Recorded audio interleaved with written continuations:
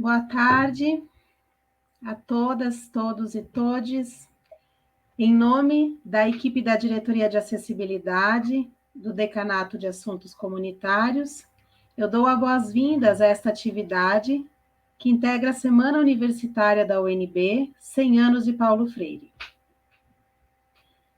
Meu nome é Sinara Polonzardo, eu sou docente da Faculdade de Educação e estou na função de diretora da DACES. Vou iniciar, então, fazendo a minha audiodescrição. Sou uma mulher de pele branca, cabelos castanhos, presos, olhos claros, estou usando um vestido azul marinho com estampas beges e vermelhas. Estou sentada no escritório da minha casa, ao fundo aparece uma estante com alguns livros. Gostaria de destacar a participação dos intérpretes de Libras, Arquimedes e Andressa, e desde já agradecer a participação deles nessa atividade. Agradeço também a equipe de servidores e bolsistas da DACES, que estão realizando o apoio tecnológico para a realização desta atividade. Informo, então, que as perguntas poderão ser registradas no chat e serão respondidas ao final da palestra, e que a lista de presença também vai ser disponibilizada num link aqui no chat, após a fala do professor Everton.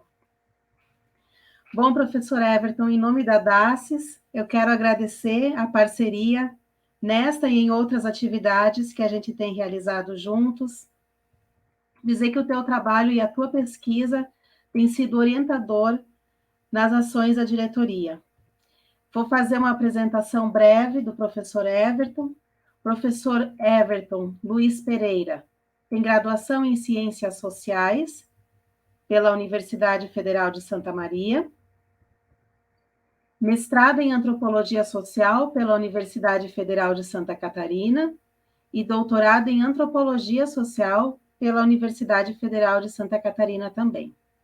É professor da nossa universidade, da Universidade de Brasília, e atua nos programas de pós-graduação em Ciências Sociais, Estudos Comparados sobre as Américas, e na pós-graduação em Saúde Coletiva. Professor Everton tem diversos artigos publicados em periódicos nacionais e internacionais sobre a temática da deficiência e acesso às políticas públicas. Também publicou vários livros e capítulos de livros sobre esses temas, atuou como consultor, especialmente no BPC e nas residências inclusivas, e é pesquisador do Instituto Nacional de Ciência e Tecnologia Brasil Plural. Com a palavra, então, professor Everton, e mais uma vez, muito obrigada pela sua participação aqui conosco nessa tarde. Bom, boa tarde, né? Boa tarde a todas e todos. Em primeiro lugar, eu quero agradecer a Sinara, agradecer toda a equipe da DACES pelo convite, pela parceria, e também parabenizar pelo empenho, né, em transformar e construir a nossa universidade em uma universidade acessível, uma universidade inclusiva. Agradecer, né, os colegas que estão aqui, os intérpretes também, por possibilitar, né, que a gente converse um pouco sobre a avaliação da deficiência, né, e mais especificamente sobre a avaliação biopsicossocial da deficiência. Bom, eu sou Everton Pereira, como a Sinara me apresentou. Eu sou professor aqui da casa, né, eu sou um homem de pele branca, eu tenho um cabelo mais ou menos comprido, preto, ondulado, eu tenho uma barba bastante cerrada, preta, uso óculos com aro preto, estou com uma camiseta roxa e com fone de ouvido branco.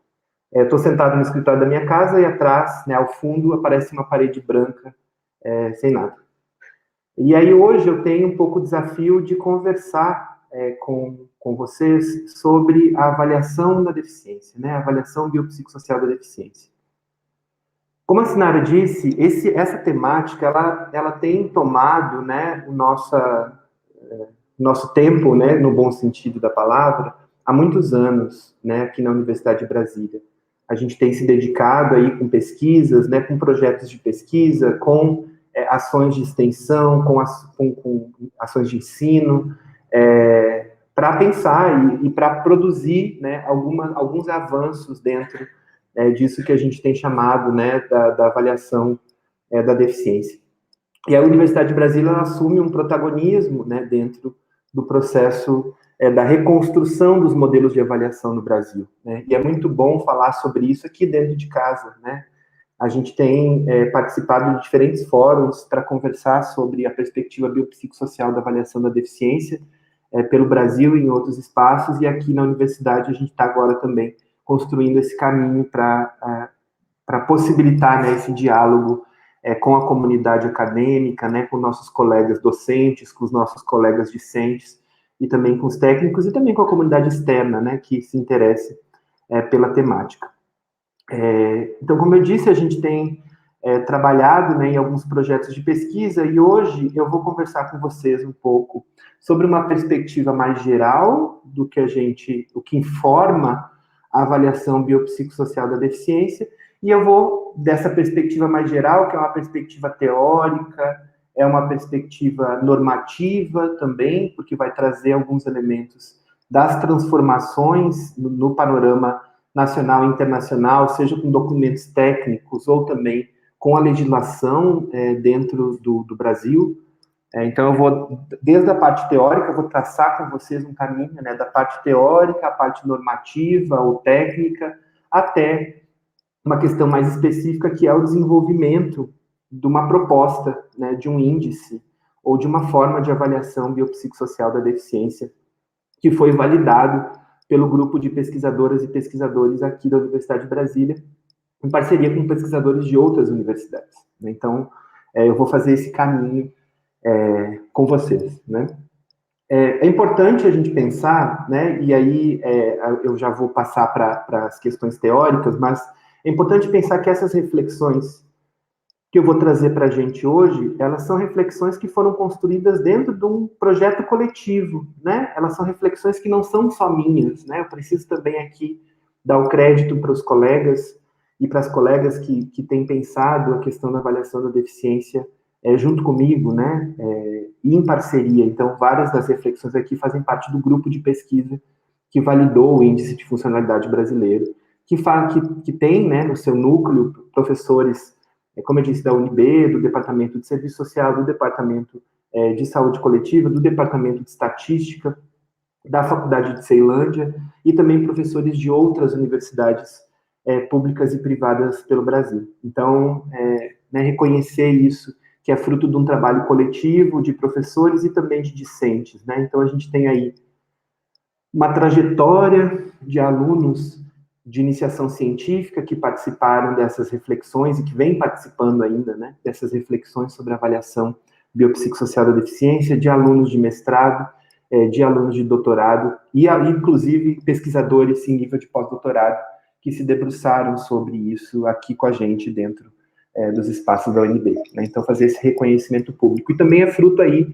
de um diálogo muito intenso da nossa equipe com as pessoas com deficiência, suas organizações, seus grupos, pelo Brasil afora, né? Então, a gente teve a oportunidade de circular pelo Brasil nos últimos 8 anos, e a gente conseguiu ver aí né, conseguiu conversar e ver uma série de questões que são importantes para as pessoas com deficiência nos seus cotidianos, né? Então, reconhecer isso no princípio já, né? Que é um trabalho coletivo. E aí, para começar, quando a gente fala da avaliação biopsicossocial da deficiência, pessoal, a gente está falando principalmente de uma forma de olhar, né? De uma forma de olhar para a deficiência, uma forma de olhar para as pessoas com deficiência e uma forma de alguma forma, garantir direitos, né? É uma maneira de garantir direito para essa população dentro das políticas públicas, principalmente, mas também de inclusão na sociedade como um todo. E a gente sabe que a forma como as pessoas com deficiência foram olhadas, né, ou foram privilegiadas ao longo da história, ela se transformou, né? A gente não tem uma linearidade ou um discurso único, né, ou uma forma única de avaliar ou de categorizar a deficiência, né? Ou de discriminar, digamos assim, de dizer, olha, quem é uma pessoa com deficiência? A gente não tem uma forma única de dizer, né? Então, é importante que a gente perceba que ao longo do processo histórico, né, e ao longo das transformações históricas, a gente teve diferentes perspectivas sobre a definição da deficiência. E uma das mais importantes, e eu estou aqui trabalhando, pessoal, com um PowerPoint, tá? O PowerPoint está projetado na tela, né? Tá, a tela principal está o PowerPoint, no canto direito está eu e o intérprete. E na tela agora do PowerPoint está escrito mudanças teóricas, e eu estou trabalhando com o primeiro item da tela do PowerPoint, que é reflexões sobre as limitações do paradigma biomédico. E aí isso, né, como eu tinha dito, como eu estava dizendo, essas mudanças, né, ao longo da história e ao longo da trajetória da humanidade, essas mudanças teóricas com relação à definição da deficiência, né, a gente teve várias transformações, mas eu quero focar aqui principalmente numa, que é quando a gente começa, e eu estou falando aqui enquanto sociedade, né, nós enquanto intelectuais, ou nós também enquanto sociedade civil organizada, ou nós enquanto grupo, né, grupo humano, a gente começa a pensar sobre as limitações do paradigma biomédico de encarar a deficiência, né? Não sei se é uma linguagem comum para todas e todos que estão nos assistindo, mas eu vou, e por isso, porque eu não sei se é comum para todos, eu vou trazer um pouco da definição do que seria o paradigma biomédico da deficiência, né? Quando a gente fala de paradigma biomédico, a gente não está falando necessariamente e exclusivamente sobre as ciências biomédicas, né? A gente está falando aqui sobre uma forma de olhar para o fenômeno, né? Uma forma de olhar para o fenômeno. E aí o paradigma biomédico, de acordo com autores, né, clássicos aí dos estudos sobre deficiência, como os precursores, né, dos estudos sobre deficiência, ou do que, né, se vem chamando aí de modelo social da deficiência, como Paul Aberle, Colin Barnes e outros, o paradigma biomédico ele é marcado por uma concepção da deficiência pautada no indivíduo, né? É como se a grande questão posta, né, para se trabalhar quando a gente fala de deficiência seja única e exclusivamente o corpo, né? E aí o corpo com as suas faculdades físicas ou mentais ou sensoriais, né? E aí é nesse corpo, é nesse indivíduo, né? É nesse singular que a gente teria que atuar enquanto coletividade ou enquanto política pública ou nas políticas públicas para fazer alguma coisa, né? Então é sempre uma reflexão sobre um corpo, né? Do paradigma biomédico, um corpo que teria uma série de, estou colocando aspas aqui, uma série de problemas, né? Que precisariam ser consertados para que esse corpo assumisse ou ficasse o mais próximo possível de um modelo ideal de corpo, né? Então a gente tem aí técnicas, né? De reabilitação, por exemplo, né, para consertar, estou colocando aspas aqui, para consertar esse corpo, né, para se transformar no mais próximo possível, mais uma vez aspas, de uma normalidade, né? Então a gente tem aí, dentro do paradigma biomédico, também uma noção muito evidente do que seria uma normalidade, né? E esse paradigma biomédico, ele guiou, né? Eu estou resumindo, muito resumidamente, falando sobre ele aqui, mas eu sugiro, né, que vocês conheçam esses autores, como eu falei, esses dois ingleses, né, o Paul Aberle e o Colin Barnes, mas a gente tem também bons comentaristas ou outros colegas que trabalharam com essas questões aqui no Brasil também, que de repente vocês podem destrinchar um pouco mais, né, como que esse paradigma biomédico, ou quais seriam as características desse paradigma biomédico. Mas o que eu estou chamando a atenção, porque esse paradigma, né, ele é uma forma de encarar a deficiência, e ele também nos informa sobre quais são as melhores maneiras, ou quais são as melhores ações que eu devo fazer, né, para observar ou para levar em consideração a deficiência, mas também como que eu vou avaliar a deficiência, né? Porque se eu parto do pressuposto que a deficiência ela é uma característica individual e ela está no corpo, única e exclusivamente, eu posso utilizar algumas técnicas de avaliação da deficiência. E essas técnicas são técnicas baseadas, né, na avaliação do corpo, né? Na avaliação das limitações, estou colocando aspas aqui, certo? Das limitações desse corpo, na avaliação das perdas, né? Mais uma vez, bota aspas, estou botando aspas aqui, mas das perdas que esse corpo tem em função da sua, entre aspas, mais uma vez, normalidade, ou do corpo normal. Então, eu consigo pensar, né, dentro desse paradigma biomédico, uma forma específica de avaliar. E essa forma específica, tradicionalmente, foi a partir da classificação internacional de doença, do CID, né, como a gente costuma chamar. Então, eu coloco um CID para aquele sujeito, né, é assim que a gente fala, né, eu sou CID tal, né, tem um CID tal, que é classificar aquele sujeito a partir de uma doença, né. Então, o paradigma biomédico também tem um vínculo muito forte entre deficiência e doença, né? E aí, volto a dizer, a forma de avaliar dentro e levando em consideração esse paradigma biomédico é uma forma a partir do corpo e tendo a classificação internacional de doença, né, o CID, como o grande expoente, né? Quem trabalha com as questões da deficiência, né, e quem vive a rotina sendo uma pessoa com deficiência sabe que muitas vezes, né, para você acessar algum tipo de serviço, né, ainda hoje, infelizmente, por mais que eu vou mostrar para vocês como esse paradigma biomédico ele vai se transformando, né, ao longo da história, mas as pessoas com deficiência sabem, né, e também, eu esqueci de dizer na minha descrição, viu, pessoal, mas eu sou uma pessoa sem deficiência. Por isso que eu estou falando, olha, as pessoas com deficiência sabem que o quão um CID, né, ou um laudo médico é importante para você, hoje em dia, para você acessar, né, um conjunto de direitos que esses sujeitos têm. Então, o paradigma biomédico ele é marcado por por essa forma de avaliação a partir da classificação internacional de doenças. Algumas questões se transformaram, né? E aí, esses teóricos, como eu disse, né? Citei aqui Paul Abele, citei o Colin Barnes, que são dois grandes expoentes, né? Estou citando eles porque, de repente, eles sejam dos expoentes iniciais, né?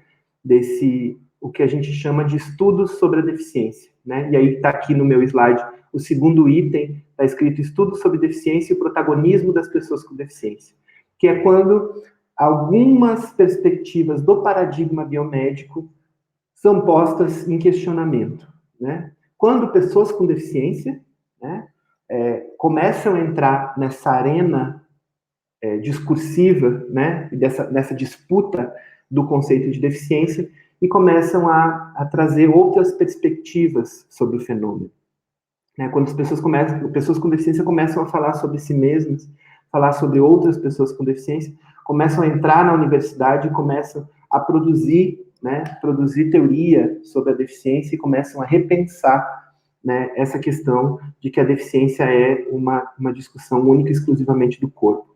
E esses autores, né, que a gente enquadra aí dentro dessa nova onda, né, dos estudos sobre deficiência, esses autores eles começam a dizer, olha, a questão não é uma questão única e exclusivamente corporal, né? A deficiência não é e não deve ser observada como uma discussão apenas centrada no corpo. Muito pelo contrário, né? O corpo, né? E essa discussão centrada no corpo é consequência de uma sociedade não inclusiva, né? De uma sociedade que não está apta a acolher e a receber sujeitos que vivem em corpos não normativos, né? Ou corpos não considerados dentro desse padrão da normalidade, né? Então, eles estão dizendo, olha, o problema não sou eu, né? Resumindo, né? O que eles estão tentando dizer, o problema não sou eu. A questão aqui não é o corpo que tem algum tipo de impedimento, né? A questão aqui é a sociedade que não necessariamente observa ou não acolhe, né? Não está apta a receber esse corpo que é diferente. Isso é uma transformação muito grande em termos teóricos, né, para nós, enquanto pesquisadores, em termos metodológicos, porque aí, afinal, quando eu trabalho com deficiência, para onde que eu vou olhar, né? O que eu vou fazer, né, dentro de uma pesquisa, e também em termos políticos, que é quais são as ações que eu devo privilegiar para o trabalho com deficiência, né? Ou com pessoas com deficiência. Se no paradigma biomédico a gente tinha muita certeza de que as ações ou de que as possibilidades estavam muito centradas numa transformação do corpo, né, do indivíduo, nessa mudança que os estudos da deficiência trazem, né, e principalmente essa mudança para um modelo que a gente chamou aí de um modelo social da deficiência, a gente tem outros enfoques, né? Num paradigma biomédico, a gente sabia que a gente tinha que focar no corpo, a gente sabia que tinha que construir técnicas de reabilitação, a gente sabia que as políticas eram direcionadas para o indivíduo, né? Ou as ações eram direcionadas para o indivíduo, e aí com essa transformação do estudo da deficiência e dizer, não, a questão não está no corpo, não está no indivíduo, mas está na sociedade, a gente tem que tira do centro, né, ou tira do foco o indivíduo ou o sujeito com deficiência e olha para o entorno dele também, né, também para o entorno dele. E como eu disse, é uma mudança teórica, é uma mudança metodológica e é uma mudança que exige transformações de política pública, né? Não é à toa que também com os estudos da deficiência, né, e com essa mudança de um paradigma mais biomédico para um paradigma mais social, não é à toa que a gente começa a ver a ideia da acessibilidade ganhando força. Né? Porque é isso, a questão não é eu fazer com que esse sujeito surdo escute. Não é isso. É eu possibilitar que esse sujeito surdo acesse a vida cotidiana como todos os demais, né? Colocando o intérprete, por exemplo, ou possibilitando de outras formas com pessoas que experienciam outras maneiras da surdez, né? Então, a discussão sobre acessibilidade, ela ganha força, né, quando a gente transforma o paradigma e quando a gente observa e sai desse centramento no corpo e passa para uma discussão mais social. E aí eu passo para o terceiro item que está nesse slide, que está escrito novas definições sobre o que é deficiência e quem são as pessoas com deficiência, que é exatamente a consequência dessa mudança, né, dos paradigmas, de um paradigma mais biomédico para um paradigma mais social. Porque também a forma de avaliar a deficiência vai ser diferente. Porque quando eu digo que a deficiência não está no corpo exclusivamente, mas a deficiência é a interação entre esse corpo com uma sociedade, isso é a deficiência, eu tenho que mudar as formas de eu avaliar a deficiência. Eu não posso mais avaliar a deficiência única e exclusivamente pelo corpo, pela CID, né? Pela Classificação Internacional de Doença, com um código. Eu preciso avaliar a deficiência na interação entre esse corpo com um mundo inacessível, né? Ou com um mundo acessível, de repente, né? Ou com enfim, desse indivíduo que tem um impedimento, né? No corpo, com um mundo do qual ele está inserido. Então, as formas de avaliação também precisam modificar, porque a definição de deficiência muda. Né? Acho que essas mudanças teóricas são super importantes porque elas informam, né, nos informam sobre como fazer a questão da avaliação e principalmente quais são nossas bases, né, teóricas que sustentam essa mudança na avaliação. E aí pensem comigo que essas transformações teóricas, né, essas mudanças teóricas, elas repercutiram de forma bastante acentuada na construção de documentos internacionais sobre a deficiência e também em legislações, né? Então, documentos técnicos de organismos internacionais e também em leis no Brasil, né? Leis brasileiras. Você pode passar para mim, por favor, o slide? E aí, como eu estava dizendo, agora está no terceiro slide, pessoal, tem um título que está escrito bem grande, antecedentes, e tem 3 itens. E aí eu vou lendo os itens de acordo com o que eu vou falar, tá? Então, como eu estava falando sobre o slide anterior e sobre essa mudança, né, essa trajetória teórica que vai informar, essas mudanças do modelo mais biomédico para o modelo mais social, elas repercutiram na construção de documentos técnicos nacionais e internacionais. E eu vou pontuar aqui nesse primeiro slide 3 deles.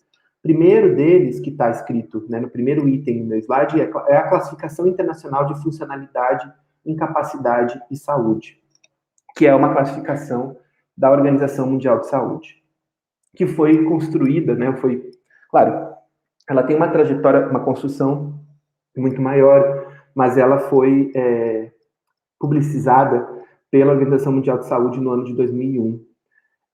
A CIF, né, como a gente conhece, CIF, Classificação Internacional de Funcionalidade e Incapacidade de Saúde, CIF, a CIF, ela é uma classificação, né, dentro desse cardápio, né, eu não consegui achar uma palavra melhor, mas dentro desse grande conjunto de classificações da Organização Mundial de Saúde, a CIF ela é uma classificação complementar à Classificação Internacional de Doenças, e ela busca, né, busca pensar o indivíduo, o sujeito, certo? A pessoa, em interação com o mundo que a circunda, né? Então, quais são os fatores, né, externos a ele que vão influenciar o desempenho de determinadas atividades por aquele indivíduo, né? Então, a CIF reconhece, eu acho que isso foi uma mudança também muito importante dentro da construção de documentos técnicos e da Organização Mundial de Saúde, que é um órgão super respeitado, né, e que informa políticas públicas de saúde, mas também outras, né, ao redor do mundo. Foi uma mudança e foi um avanço significativo que a OMS traz para a gente, né, observar o indivíduo em interação com o mundo. A CIF, ela é um desdobramento da CIDID, né? Eu não vou lembrar aqui o nome completo da CIDID, mas que é uma classificação também que buscava pensar uma interação do sujeito, né, com o mundo que o circunda. Então, a CIF é um dos documentos importantes e que vai também embasar o nosso trabalho. Depois eu vou mostrar para vocês, vocês vão ver que a CIF ela é uma das bases para a gente construir o índice que eu vou apresentar para vocês. A CIF ela é dividida em atividades, né? Ela tem grandes domínios, que são domínios que, teoricamente, são domínios da vida cotidiana, da vida de todos nós, e esses domínios, eles são divididos em atividades, né? E aí as atividades são várias, né? Quem conhece a CIF sabe como ela é um documento muito extenso e bastante complexo, né? Então, a CIF, ela fornece para a gente as atividades da vida cotidiana que depois vão ajudar a gente na avaliação da deficiência. Mas o importante da CIF, nesse momento, tá? Construindo essa trajetória que eu estou trazendo para vocês, dos estudos sobre deficiência até os documentos técnicos e normativos nacionais e internacionais, o importante da CIF agora é que ela olha o indivíduo em interação com o mundo, certo? Ela não está centrada única e exclusivamente no corpo. O segundo ponto que eu trago aqui para vocês, que está escrito aqui no meu slide, o segundo item, é a Convenção sobre os Direitos da Pessoa com Deficiência. E que a Convenção, ela traz o conceito de deficiência, que é o conceito legal hoje no Brasil, tá? A Convenção, ela foi, né, construída numa plenária da Organização das Nações Unidas, da ONU, né, ela foi ratificada pelo Brasil, né, com peso constitucional incorporada, né, na Constituição Federal no ano de 2009, enfim, os documentos eles costumam trazer 2009. A Convenção ela é um documento que foi construído com a participação das pessoas com deficiência, né?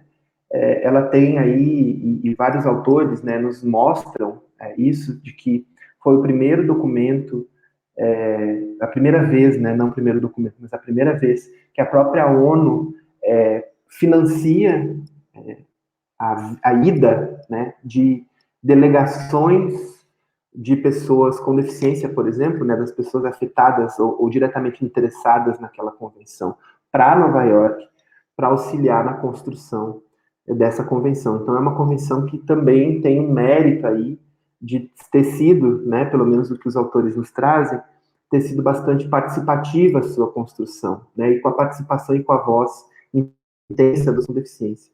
Então, a convenção, ela vai trazer esse novo conceito de deficiência para a gente, que é bastante importante, que a deficiência para a convenção não é, mais uma vez, só o corpo, né? A deficiência, ela é um impedimento, né?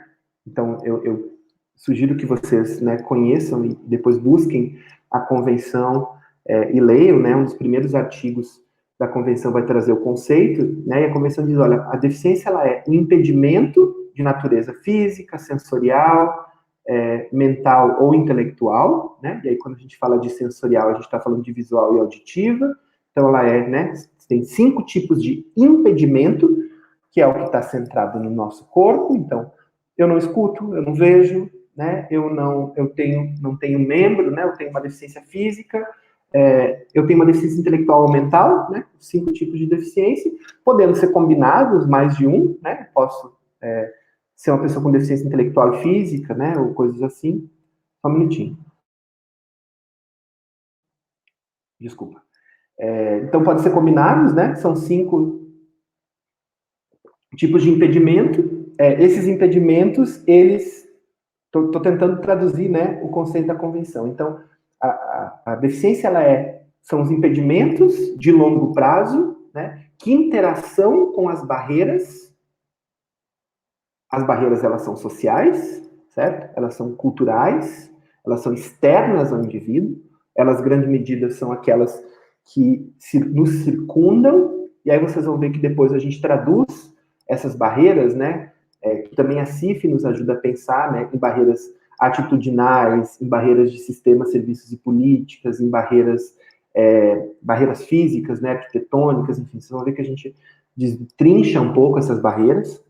Então, a deficiência é o impedimento que interação com as barreiras causa restrição de participação, ou seja, faz com que as pessoas não vivenciem em sociedade, não vivam em sociedade em igualdade de condições, né? Ou igual às demais pessoas.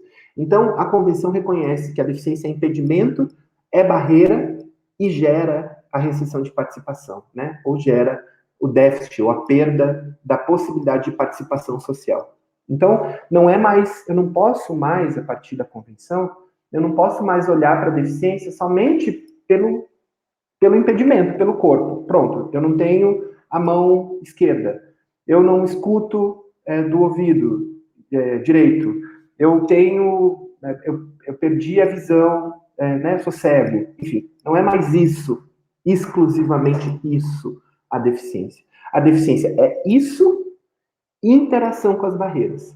Por isso que também a convenção reconhece, né, que a deficiência, ela é relativa, ela é de diferente, ela se expressa de diferente forma nos diferentes indivíduos. Então, eu sou uma pessoa cega e a Sinara também é uma pessoa cega. Mas nós vivemos em contextos diferentes. Ou seja, as barreiras... Nós temos o mesmo impedimento, certo? Nós dois somos cegos. Agora, nós estamos em 2 contextos. Eu sou um homem, a Sinara é uma mulher, por exemplo. Também é uma outra, né, uma outra vivência no mundo. São outras barreiras que vão influenciar. Então, são 2 impedimentos que vão... 2 pessoas com o mesmo impedimento que vão interagir socialmente diferente.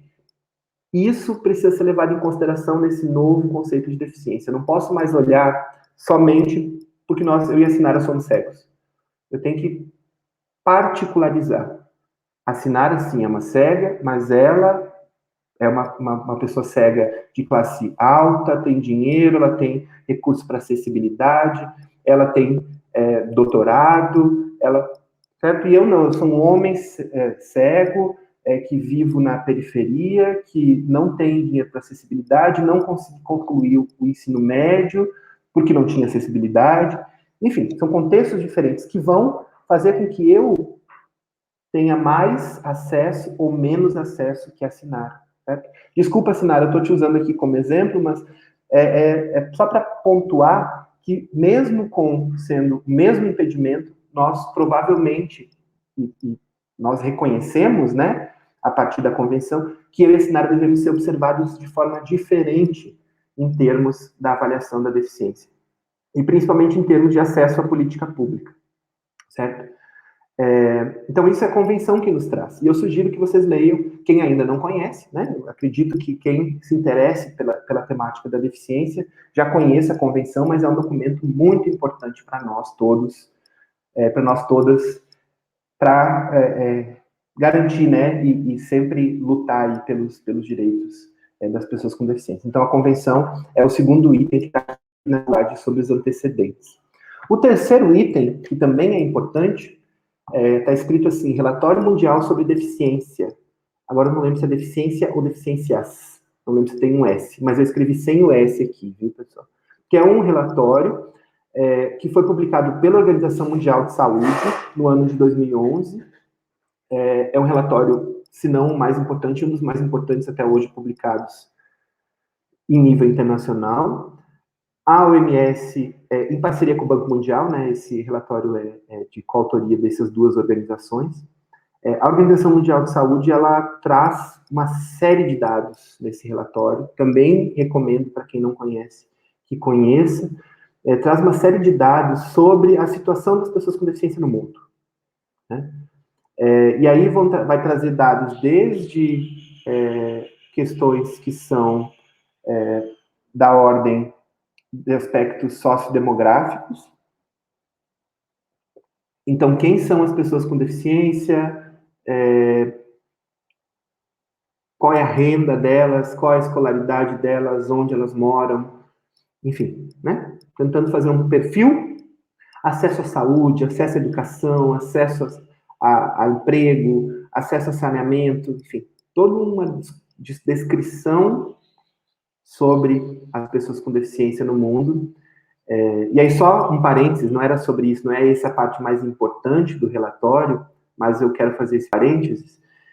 O relatório mostra que as pessoas com deficiência no mundo, elas estão majoritariamente em países pobres, elas são, em comparação com outras pessoas, elas são mais pobres que as outras pessoas, elas são menos escolarizadas, elas têm menos acesso a serviços de saúde, elas têm menos acesso à educação, né? E aí a consequência é a menor escolaridade. Elas têm menos acesso ao trabalho, né? Enfim, elas estão numa situação no mundo, né, de bastante vulnerabilidade. Então, além, né, fechando parênteses aqui, além dessa descrição, né, desse perfil das pessoas com deficiência, o relatório da Organização Mundial de Saúde ele vai trazer um capítulo inteiro sobre a uniformização dos dados sobre deficiência e pessoas com deficiência no mundo. Então, eles vão dizer assim, olha, cada país, até 2011, e olhem só, 2011, pensem que esse relatório já estava sendo construído, né? Claro que ele não vai ser, ele não fica pronto de um dia para o outro, né? Ele foi publicado em 2011, mas pensem que ele já estava sendo construído. E a convenção, ela é de 2006. Então, você tem aí, né, um tempo da convenção até a produção do relatório. Então, o relatório já está informado pelas novas diretrizes, digamos assim, da convenção. E aí, nesse relatório, eles dizem que é preciso uniformizar os dados mundiais de acordo com as definições, ou as novas definições de deficiência. E aí eles mostram como cada país no mundo, né, eles não falam de todos os países, mas eles vão mostrar como os países eles avaliam a deficiência de forma diferente. Ou eles dizem que é uma pessoa com deficiência pessoas diferentes. Deixa eu tentar dar um exemplo. Por exemplo, eu sou uma pessoa com deficiência no Brasil. Eu sou considerado uma pessoa com deficiência no Brasil. De repente, pelos critérios que o Brasil estabelece para definir quem é pessoa com deficiência. De repente, se eu saísse aqui do Brasil e fosse para a França, lá na França, de repente eu não ia ser considerado uma pessoa com deficiência. Ou o reverso pode ser verdadeiro. De repente, aqui no Brasil eu não sou e na França eu seria. O que a OMS diz?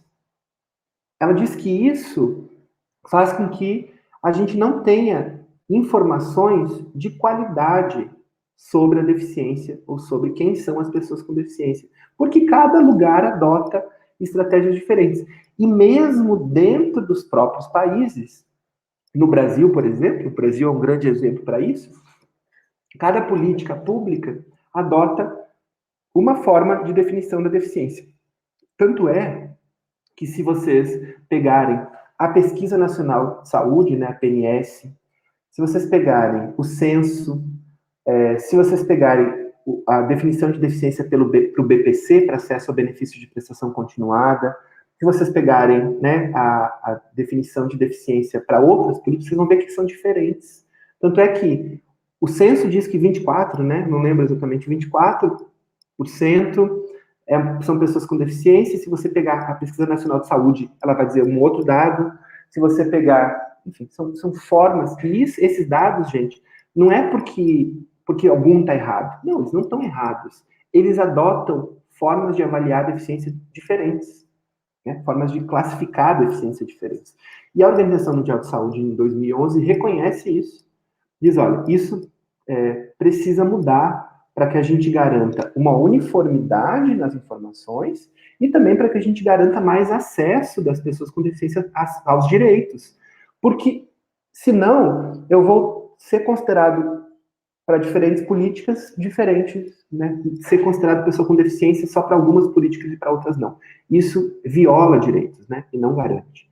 Então, a OMS reconhece isso em 2011 e ela diz: um dos bons instrumentos para uniformizar os dados sobre deficiência no mundo é que os países comecem a utilizar a CIF, Classificação Internacional de Funcionalidade, aquela que eu falei e que está aqui no primeiro item desse slide antecedentes. Então, tem um capítulo inteiro desse relatório sobre a CIF e sobre o uso da CIF para avaliação da deficiência. E é isso que é, né, para a nossa conversa, que esse é o elemento mais importante do Relatório Mundial sobre Deficiências da Organização Mundial de Saúde. Pode passar, por favor? E aí eu vou para o terceiro slide, e eu percebi que eu preciso dar uma apurada, né? Bom, o terceiro slide, pessoal, ele está também escrito antecedentes, bem grande em cima, e aí tem 1, 2, 3, 4, 5, 6 itens pontuados nesse terceiro slide. Eu vou também ler cada um deles e vou falar sobre, tá? E aí vou ler primeiro, vou ler só o que eu vou falar. O primeiro item é a criação.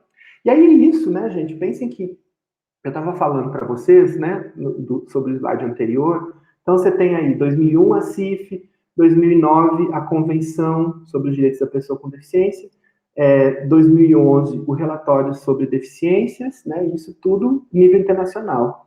E aí no Brasil, se tem uma série de iniciativas, tá? E agora eu vou pular para o contexto nacional, né, do contexto internacional para o contexto nacional.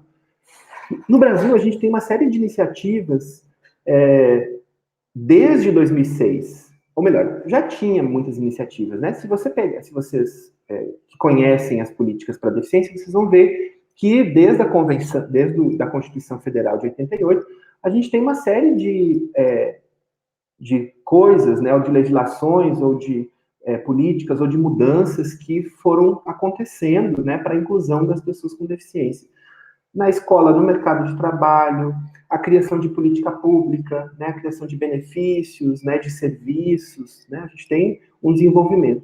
Mas a Convenção, né, da ONU de 2006, ela impulsiona isso, né? Porque é um tratado de direitos humanos, um tratado internacional, claro que impulsiona também essa discussão sobre deficiência no Brasil, em 2006. E aí, a partir de 2006, uma série de iniciativas começam a ganharem fôlego, né? Elas começam a ganhar fôlego no Brasil, a partir da Secretaria Nacional dos Direitos da Pessoa com Deficiência, né, que estava vinculado antigamente ao Ministério dos Direitos Humanos, hoje está vinculado ao Ministério da Mulher, da Família e dos Direitos Humanos, que é uma secretaria que é responsável, dentro do contexto nacional, por coordenar, né, as ações sobre deficiência no nosso país.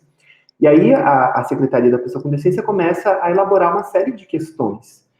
E e estimular, né, digamos assim, estimular os outros setores também do Estado a transformar as suas políticas, né, a partir desses novas diretrizes da Convenção.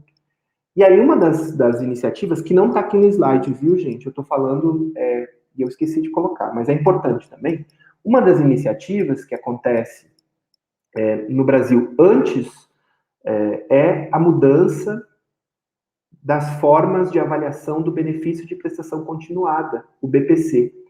O BPC, se ele não é a maior, ele é uma das maiores políticas para pessoas com deficiência no país, né? Que é a política que garante um salário mínimo para pessoas com deficiência que tenham renda inferior a 1/4 do salário mínimo per capita. Eu não sei se isso não mudou, viu, gente? Mas era assim. Ela está, né, o BPC, o benefício de prestação continuada, ele está inserido dentro da política, né? Ele é feito, ele é gerenciado e operacionalizado pelo INSS, né? Mas ele está dentro da política de assistência social. Né? Então, ele tem aí um papel bastante importante para as pessoas com deficiência em situação de pobreza, né? E para idosos também, porque o BPC é para pessoas com deficiência e também para idosos. E aí o BPC ele sofre uma mudança na forma de avaliação a partir da convenção. Então, essa foi uma transformação importante. Antes, a avaliação do BPC era com base no que a gente chamava de incapacidade para a vida independente e o trabalho. Estava escrito assim, inclusive, né? Só vai ganhar o BPC, só vai ter acesso ao BPC quem for incapaz para a vida independente e o trabalho. E isso foi considerado inconstitucional, né? Inclusive com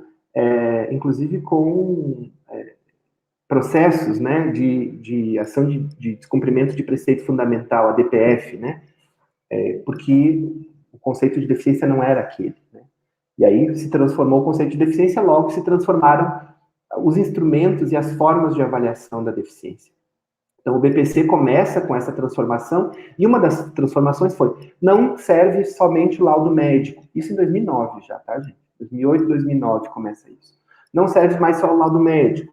Precisa passar por uma avaliação, também uma avaliação social. Então, se faz uma avaliação biomédica e uma avaliação social para definir, né, quem são os sujeitos de direito, né, os contemplados com o BPC.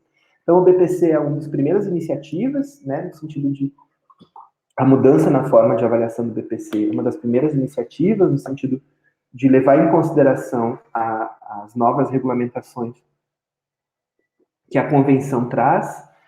E aí, uma segunda iniciativa é a criação do Índice de Funcionalidade Brasileiro. Criação do IFBR, está escrito aqui. E aí eu coloquei uma referência que é da professora Franzói e colaboradores, né, do ano de 2011 e 2012. São publicações sobre a criação do IFBR.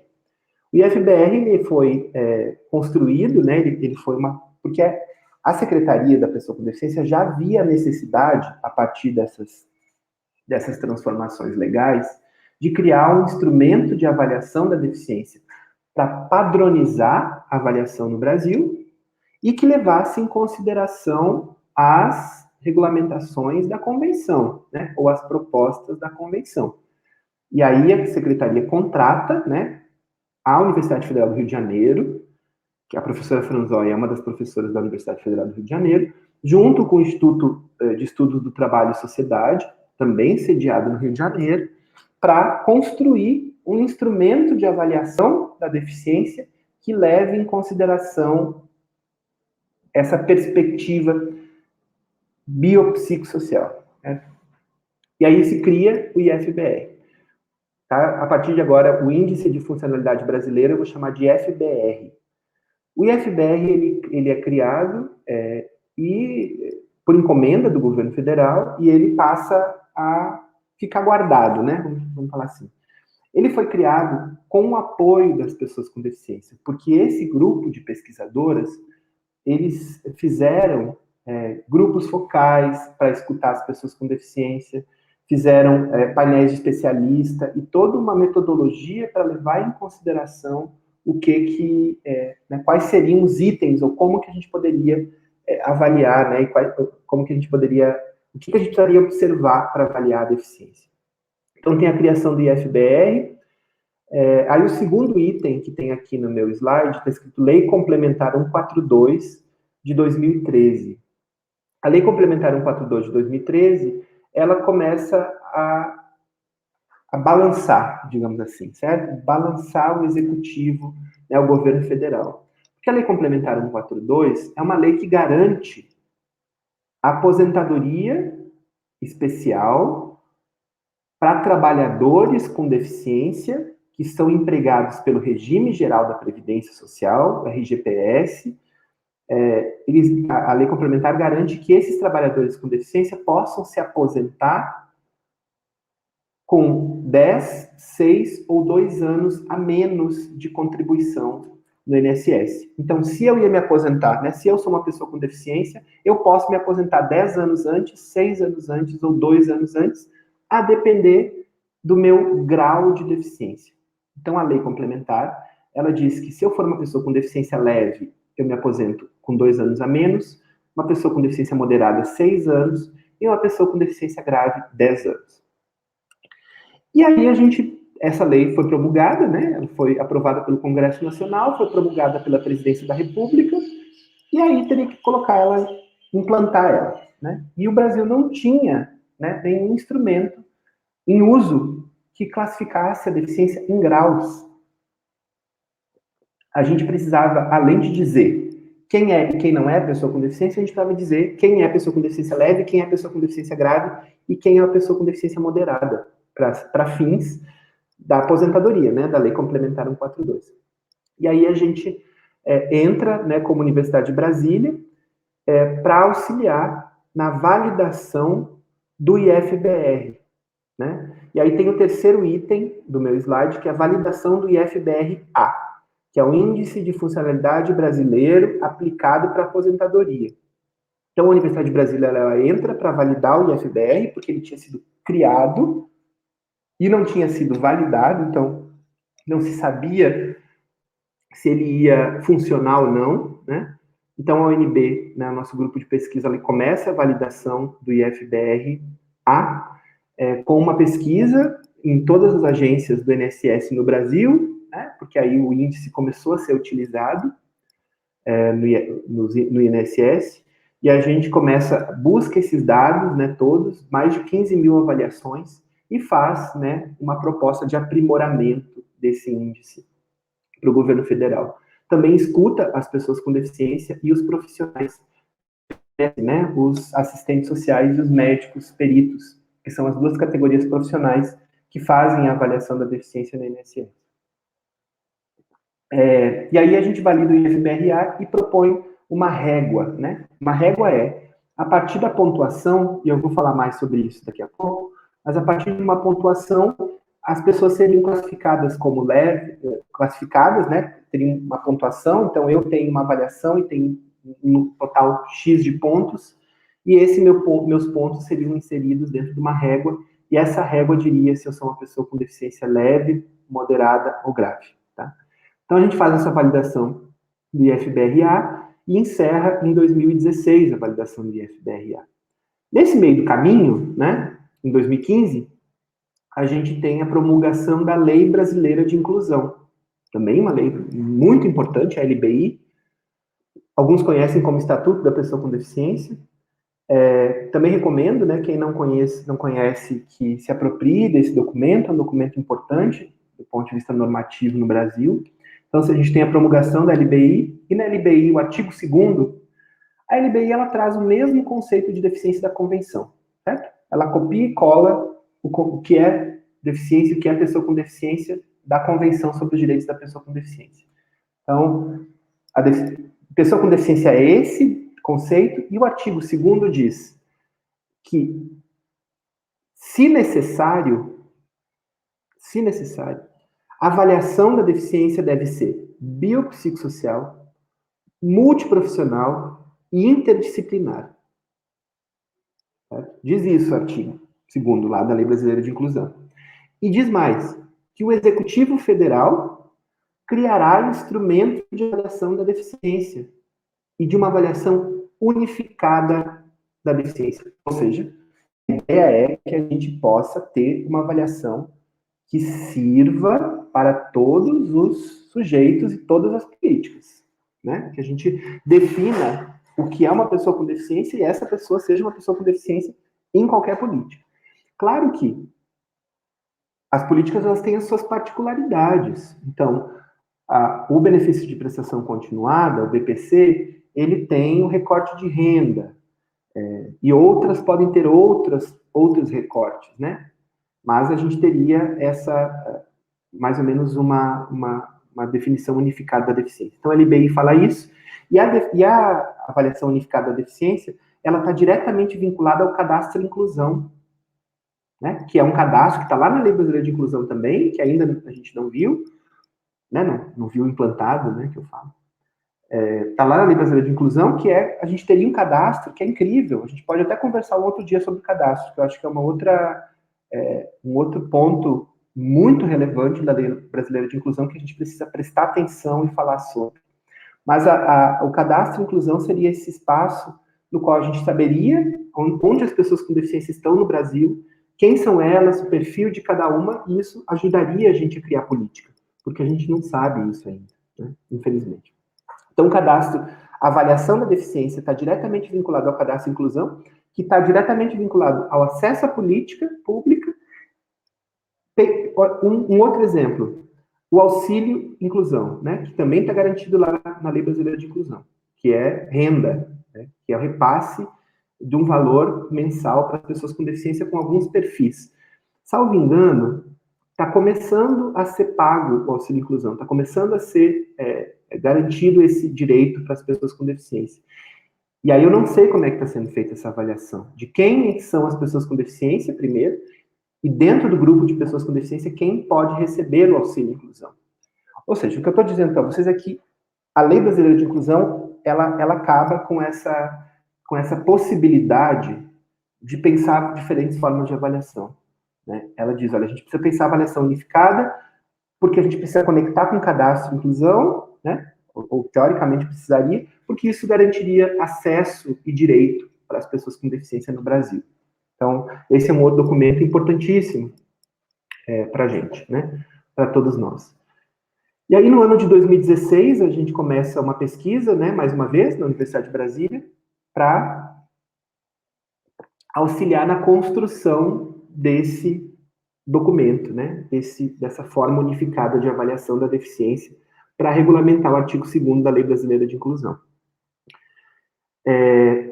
Essa pesquisa foi um acordo, né? Uma carta-acordo entre a UNB, a Secretaria dos Direitos Humanos e a Organização dos Estados Ibero-Americanos, com aporte de recurso financeiro da Secretaria para a UNB para desenvolver essa validação desse índice, né? Para pensar a avaliação unificada da deficiência a partir da Lei Brasileira de Inclusão.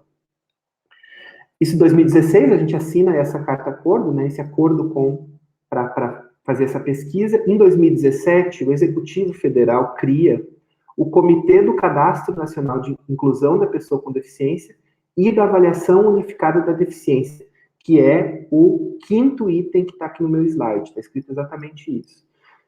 Cria por meio de uma portaria interministerial, ou é um decreto presidencial?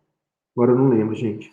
Mas, enfim, cria esse comitê, e esse comitê, ele tem representantes dos diferentes ministérios do Brasil, do Executivo, né, federal, tem também representantes da sociedade civil, por meio do CONAD, né, do Conselho Nacional dos Direitos da Pessoa com Deficiência, e esse comitê, ele seria o responsável, junto com a ONB, né, a ONB como assessora técnica, para construir esse instrumento que seria utilizado para avaliação da deficiência. Isso é criado em 2017, e em 2019, a Universidade de Brasília finaliza a validação, né, a construção, né, vamos chamar assim, a construção e a validação do Índice de Funcionalidade Brasileiro Modificado, que é o último item aqui da minha tela de antecedentes, que é o IFBRM.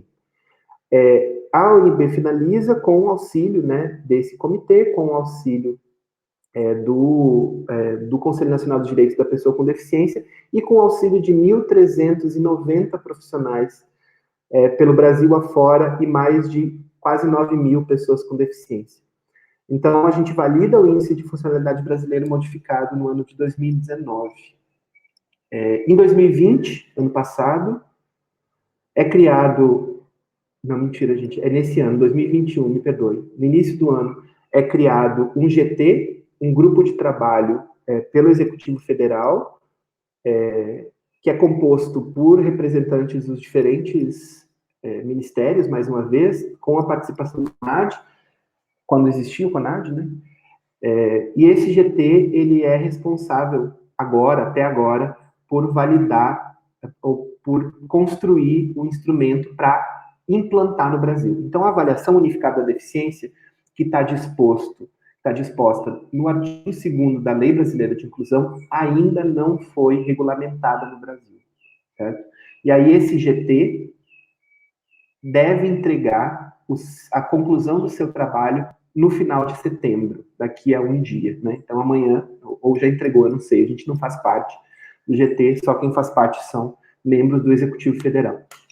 Então, esse GT ele vai entregar um produto como seria a avaliação da deficiência no Brasil. Né? Então, vamos esperar para ver qual é o resultado desse grupo de trabalho. A UNB entregou o IFBRM como uma forma de avaliação para o Executivo, disse, olha, a gente confia nesse instrumento para avaliar a deficiência para fins de acesso à política pública.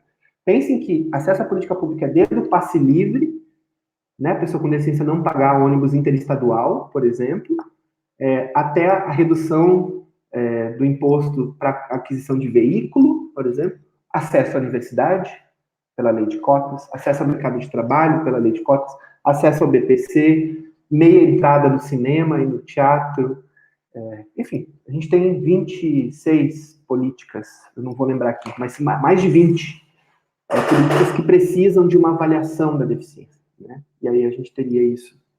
A UNB entregou esse índice, e aí esse GT está conversando e vai propor para o Executivo o que vai ser utilizado. Você pode passar para mim, por favor? E aí eu chego aqui no outro slide para falar um pouco sobre o IFBRM. Eu vou falar mais uns 10 minutos, Sinara, o que você acha? 10, 15 minutos? E aí a gente pode abrir, né? Já são 3 horas.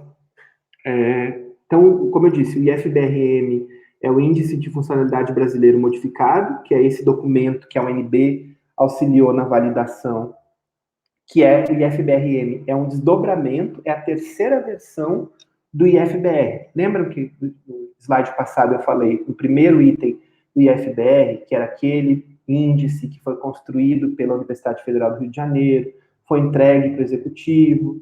Aí, esse é o primeiro. O segundo, a gente validou o IFBR-A, né, que é esse segundo índice que serve, até hoje está em uso dentro do INSS. E aí o terceiro, o IFBRM, é a terceira versão.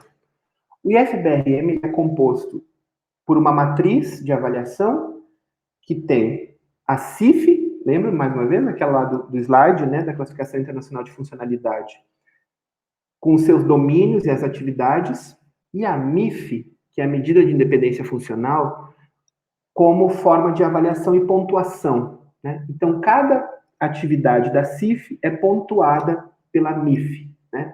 Por uma escala que vai de 25 a 100, ou de 100 a 25, e que vai falar sobre o nível de desempenho do sujeito para determinadas atividades. Então, o IFBR é isso, são atividades e domínios da CIF, com pontuação da MIF, com 4 escalas de pontuação, né, 25, 50, 75 e 100, e o IFBR é sempre utilizado, o IFBRM, o IFBR e o IFBRA, ele é sempre utilizado por 2 avaliadores. É a soma da nota desses 2 avaliadores que vai dizer a nota final desse indivíduo, que vai depois dizer se ele é ou não uma pessoa com deficiência. Você passa para mim, por favor? Essa pontuação da escala de 25 a 100, como eu disse, é com relação ao desempenho, né, a realização de determinadas atividades. Então, 25 é quando a pessoa não realiza a atividade ou é totalmente dependente de terceiros para realizá-la. não participa de nenhuma etapa da atividade, isso é 25, quando esse sujeito ganha 25. Tem o 50, que é realiza atividade com auxílio de terceiros. Eu estou lendo, tá, pessoal? Estou lendo o slide aqui, e estou no segundo item. 25 eu li completo, 50 é quando realiza atividade com auxílio de terceiros. O indivíduo participa de alguma etapa da atividade, inclui preparo e supervisão. 75 realiza atividade de forma adaptada, sendo necessário algum tipo de modificação, ou realiza atividade de forma diferente da habitual ou mais lentamente. E 100 é quando o sujeito realiza a atividade de forma independente, sem nenhum tipo de adaptação ou modificação na velocidade habitual e em segurança. Ou seja, trocando em miúdos, né? 100 é aquele sujeito que desempenha a atividade como qualquer outro. 25 é aquele sujeito que não desempenha a atividade, não faz.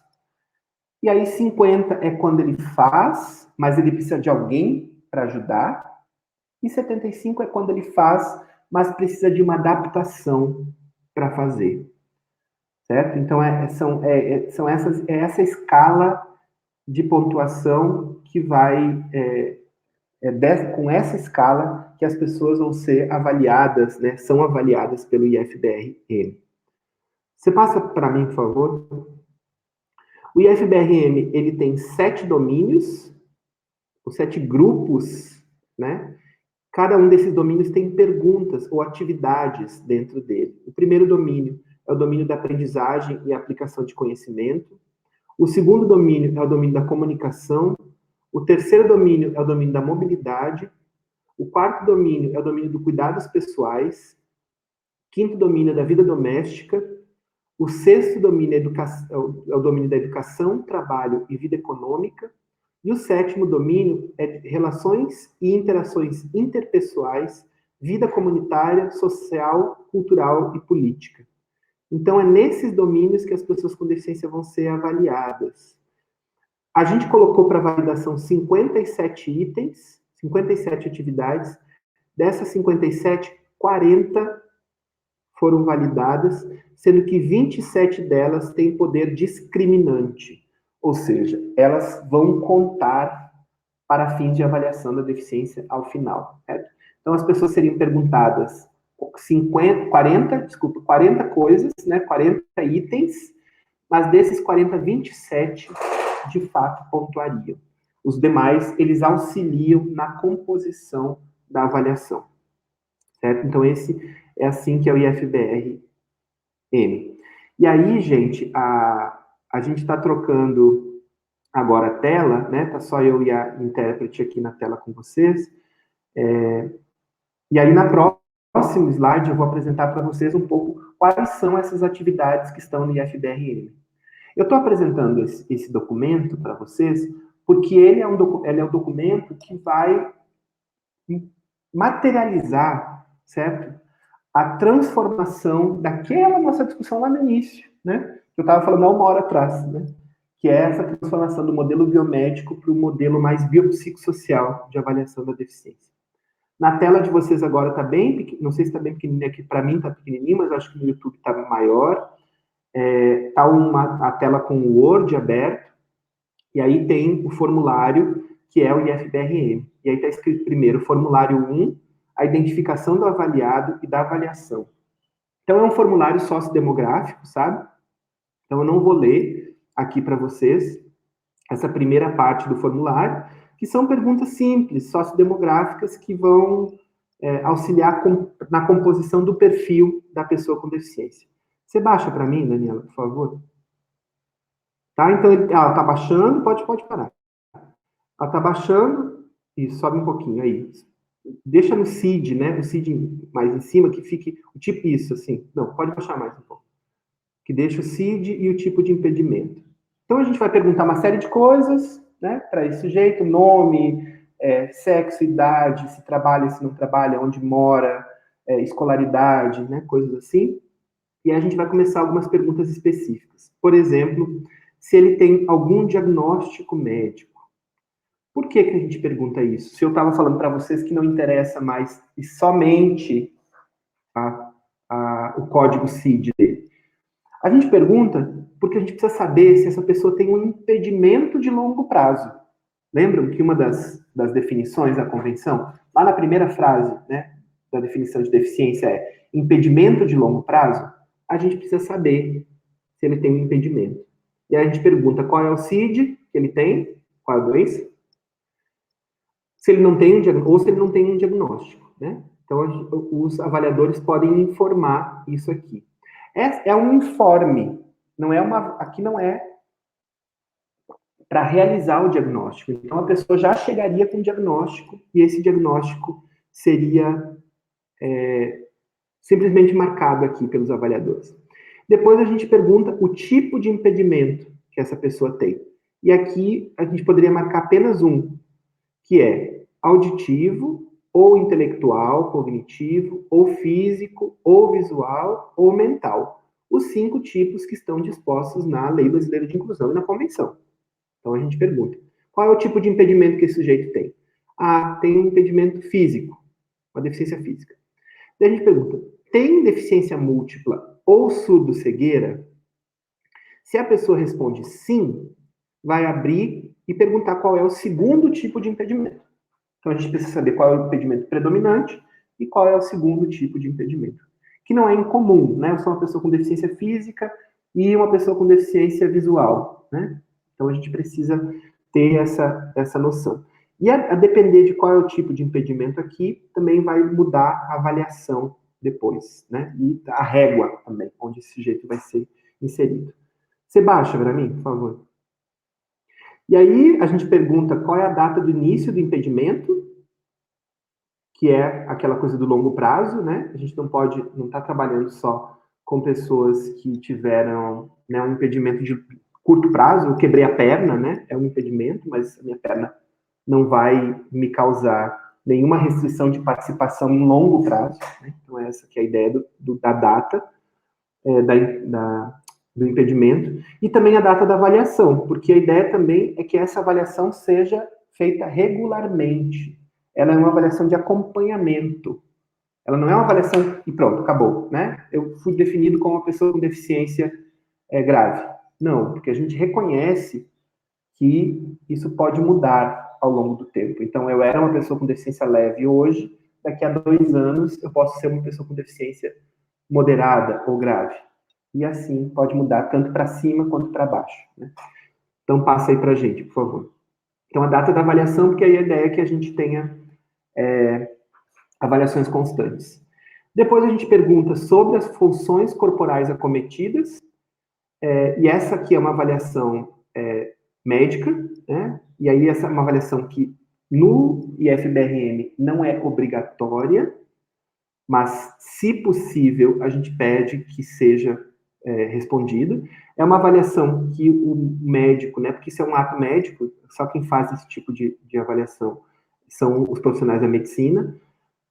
Que é que o profissional indique, né, quais são as funções que são acometidas, tá? Então, eu também não vou ler aqui, tá? Uma tela, gente, com os diferentes tipos de funções. Funções mentais, sensoriais e de dor, de voz e fala, funções do sistema cardiovascular, imunológico, hematológico, respiratório, funções do sistema digestivo, metabólico e endócrino, e assim por diante, tá? Também não vou ler todos para vocês. E aí o profissional da medicina somente marcaria qual que é a função que está cometida nessa pessoa que foi buscar a avaliação. Daí a gente entra para a matriz da avaliação do Índice de Funcionalidade Brasileiro Modificado. Na tela aqui de vocês está uma tabela, né, com o Índice de Funcionalidade Brasileiro Modificado e as linhas. Cada uma dessas linhas, gente, é um tipo de atividade a ser avaliada. Então, eu vou avaliar aprender a calcular.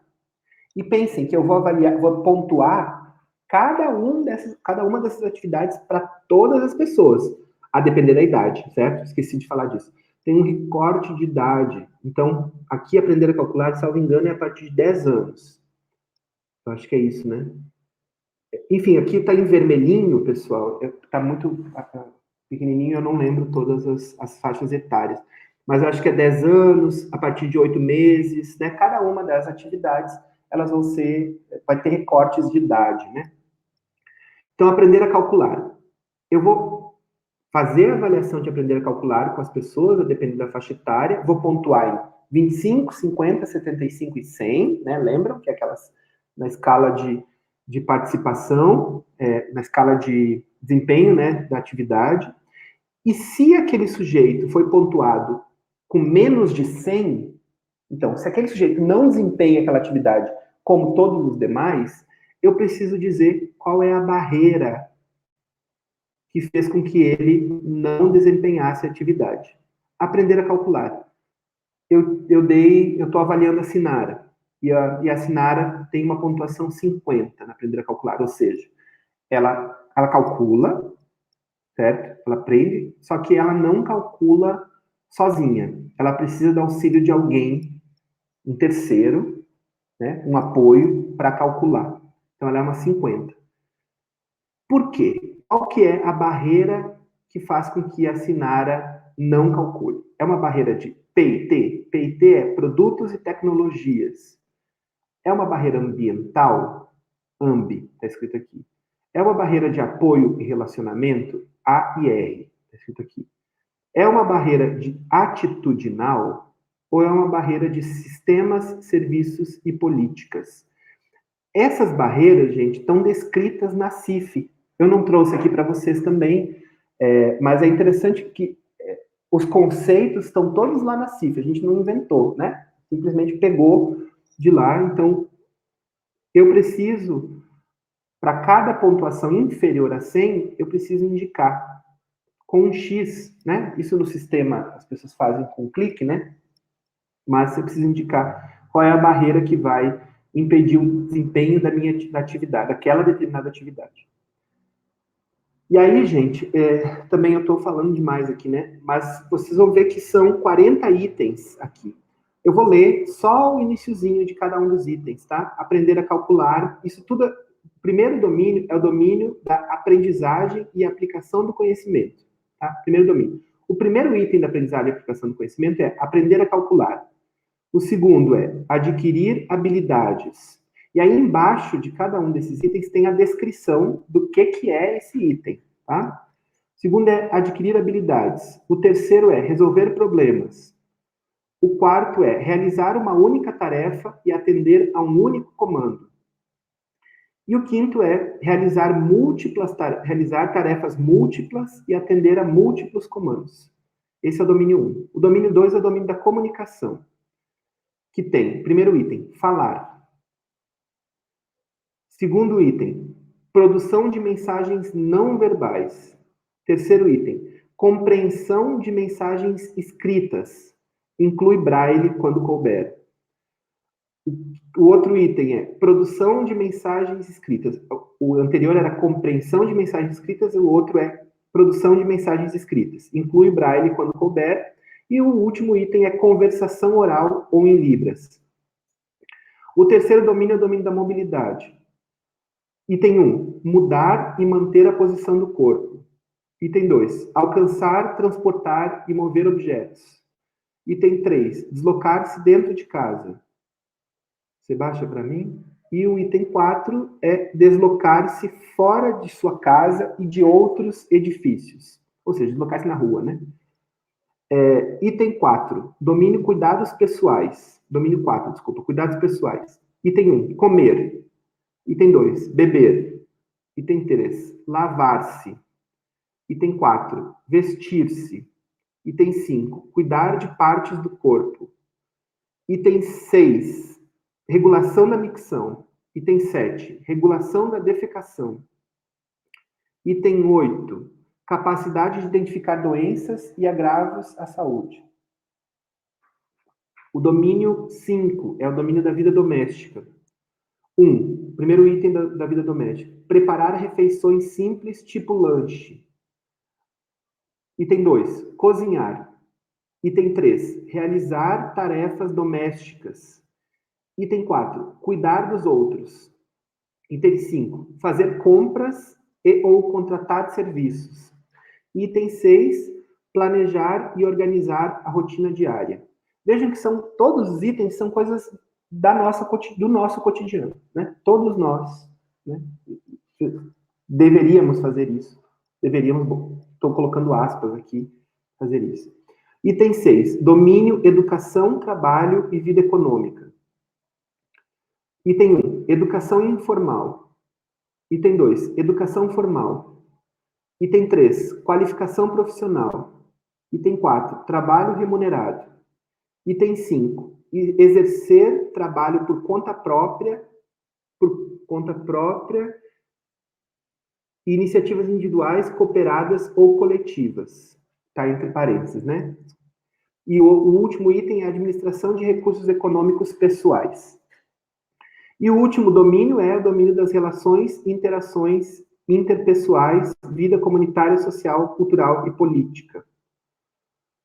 Você baixa para mim? Primeiro item do domínio 7 é interação interpessoal. Segundo item é relações com estranhos. O terceiro item é relações íntimas. O quarto item é participar de atividades culturais, de recreação e de lazer. O quinto item é lidar com emoções e adequar o comportamento de acordo com o contexto. E o último item é participar de atividades da vida política e social enquanto cidadão. Então, esses são os itens que seriam avaliados para que a gente definisse quem é a pessoa com deficiência a partir do IFBRM. E aí, ao final, pode baixar, aqui tem uma descrição, e ao final a gente perguntaria, a depender, lá no início, né, a gente pergunta, que tipo de deficiência você tem? Auditiva, visual, física, intelectual, mental. Aí eu marquei que eu sou uma pessoa com deficiência intelectual. Ou, primeiro, sou uma pessoa com deficiência auditiva. Aí eu vou perguntar, você que é uma pessoa com deficiência auditiva, você ficou surdo antes dos 6 anos? Pergunto isso. Você dispõe do auxílio de terceiro sempre que necessário? E aí depois é uma pergunta que é com relação às pontuações, mas isso é meio que automático. Se a pessoa teve 25 ou 50 em alguma atividade do domínio comunicação ou relações interpessoais, ou uma pontuação 75 em todas as atividades do domínio comunicação e relações interpessoais. Então, e porque isso vai fazer com que a conta, né, da deficiência, a conta do sujeito mude. Na deficiência intelectual, eu vou ler só a pergunta emblemática, tá? Na deficiência intelectual, a gente pergunta: consegue ficar sozinho em segurança, não sendo capaz de gerenciar seus próprios cuidados de saúde, alimentação e higiene básico de forma satisfatória?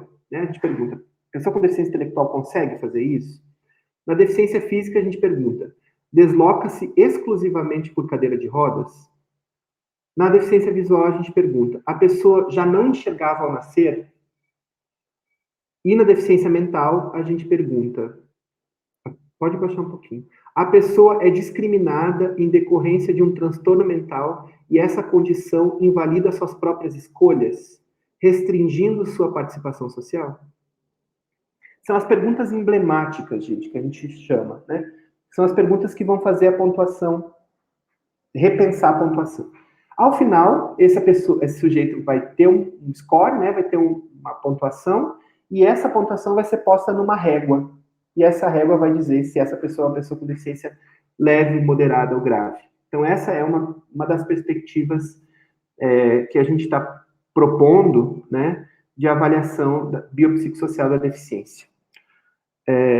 Gente, eu falei demais, Sinara, acho que eu paro por aqui. O restante são as referências, né, a colega está passando aqui, né, as outras páginas que está no Word, e aí tem algumas referências, né, o artigo da professora Franzói, que está publicado na Acta Fisiátrica, tem um artigo meu e da professora Lívia Barbosa, que está publicado na Ciência e Saúde Coletiva, e também a referência do nosso relatório final da validação do IFBRM, né, que são os 3 itens que estão postos aqui.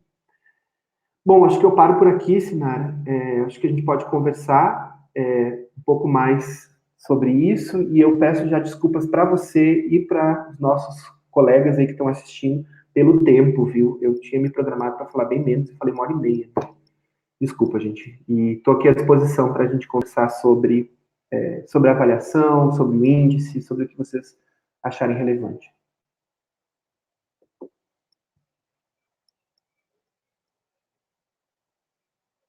Solicitar. Isso, obrigada. Professor Everton, muito obrigada pela sua exposição, muito esclarecedora, e mostra também o tamanho do desafio que nós temos, né, enquanto instituição de educação superior, na implementação desse modelo. E eu queria apresentar, então, as perguntas. A professora Adriana, ela comenta aqui no chat. Professor Everton, muitas instituições têm dificuldades para realizar uma avaliação biopsicossocial por falta de uma equipe especializada. Nesse caso, como garantir essa avaliação ou quais os caminhos? E eu queria também aproveitar e na pergunta da professora Adriana também colocar uma questão para você, que seria quais os desafios que nós temos hoje, na sua perspectiva de pesquisador, né, na regulamentação dessa proposta de avaliação biopsicossocial, já que, como você falou ao longo da exposição, ela já está positivada nas normativas internacionais, ratificadas pelo Brasil, né, consolidadas na Lei Brasileira de Inclusão. Quais os desafios que você identifica, né, na sua posição de pesquisador, e como os movimentos das pessoas com deficiência no Brasil também têm reagido a essa proposta?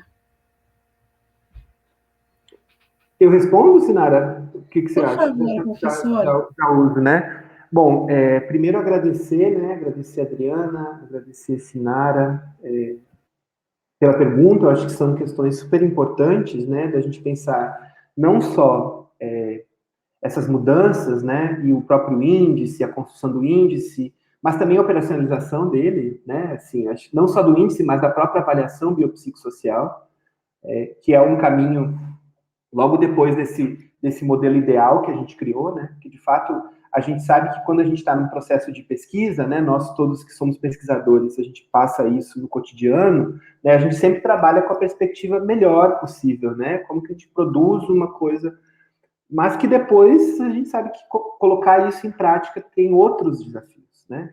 Então eu vou começar pensando a discussão que a Adriana nos traz, né, que é a operacionalização e pensar a especialização para a avaliação da deficiência.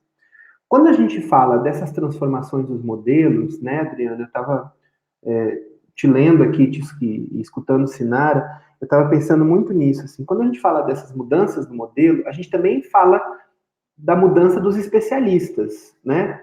Porque se a gente estava falando anteriormente, né, no modelo, no paradigma, né, biomédico, ou centrado na doença, ou centrado no corpo, a gente está falando de especialistas que eram da biomedicina, basicamente, né? Que eram aqueles que estavam, entre aspas, mais aptos a falar sobre aquele modelo. E de fato eram, né? De fato são. Então, é essa categoria profissional. Quando a gente transforma isso e pensa, não, esse é um dos itens, né? A gente tem outros itens que precisam ser avaliados, logo, a gente precisa de outras especialidades para avaliar, né? A gente precisa de outras. Quando eu falo especialidades aqui, eu não estou falando de categorias profissionais, viu? Eu estou falando de olhares, assim, né? Olhares sobre o fenômeno. Então, a gente está falando aqui de olhares sociais, olhares biopsicossociais, né? Psicológicos, olhares que contemplem essa complexidade, eu vou chamar aqui, que é a avaliação da deficiência ou a reflexão sobre a deficiência. Então, primeiro a gente tem que pensar isso, né? Que o especializado aqui, a gente não está falando mais somente, exclusivamente, sobre profissionais da biomedicina. O índice, né, pelo menos esse que a gente criou, que a gente validou, né, e reconstruiu, a gente aposta que a avaliação ela precisa ser compartilhada. Quando a gente fala compartilhada, a gente fala que é com a composição, né, ou é com a troca de conhecimento e de saberes entre profissionais com formações distintas que a gente vai conseguir produzir uma avaliação justa, multiprofissional e interdisciplinar. Né? É com essa troca de saberes. Então, a gente aposta que a avaliação ela deve ser sempre feita por pares, certo? Sempre feita por pares. E pares com formações profissionais diferentes. Então, acho que esse é um ponto importante.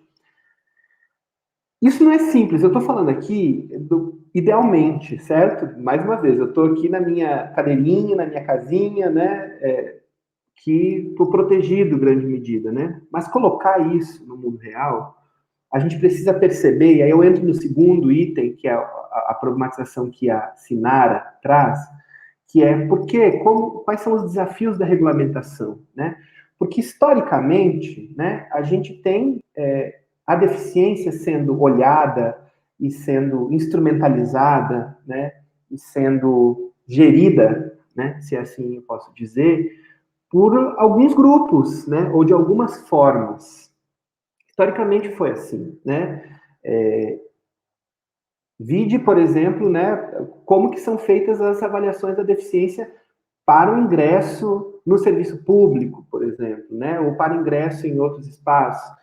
É consequência de uma trajetória histórica, né, e de olhares teóricos e também de disputas de categorias profissionais, né? Então, a regulamentação, ela está muito pendente também da resolução desse grande emaranhado teórico, eu diria, né? Esse grande emaranhado teórico que a gente vive, né, com relação aos discursos legítimos sobre a deficiência nos espaços acadêmicos e políticos, né? Que é isso. Eu sei que eu estou viajando aqui teoricamente com vocês, né? Mas que é isso. A gente vive hoje uma grande discussão, né, de quais são as falas legítimas sobre a deficiência no Brasil e no mundo, né? Será que... E a gente fala aqui do ponto de vista teórico e também do ponto de vista político, né? Então, quem que é o legítimo para avaliar a deficiência, né? Qual é o conhecimento que pode fazer isso? E como que eu organizo? Porque depois que eu conseguir resolver esse problema, que é um problema teórico barra político, aí eu vou ter que ver como que eu consigo resolver a questão da organização dos serviços para implantar, de fato, a avaliação. Mas nós apostamos, né, na pesquisa da validação do IFBRM, que os profissionais que deveriam fazer a avaliação, são profissionais de nível superior, né, profissionais que já têm um nível superior.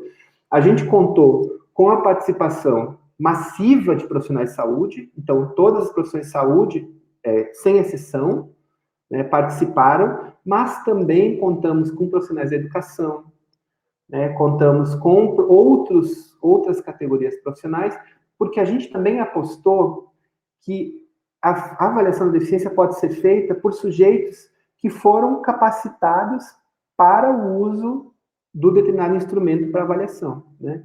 Então, é um pouco por aí, né? A questão das equipes especializadas, para a gente, seriam aquelas que passaram por um curso, né, prévio para usar o índice, se é esse que vai ser utilizado, né? Se a gente está falando do índice de funcionalidade brasileiro, que é o que a gente trabalhou. Então, seriam equipes capacitadas e não categorias específicas, certo?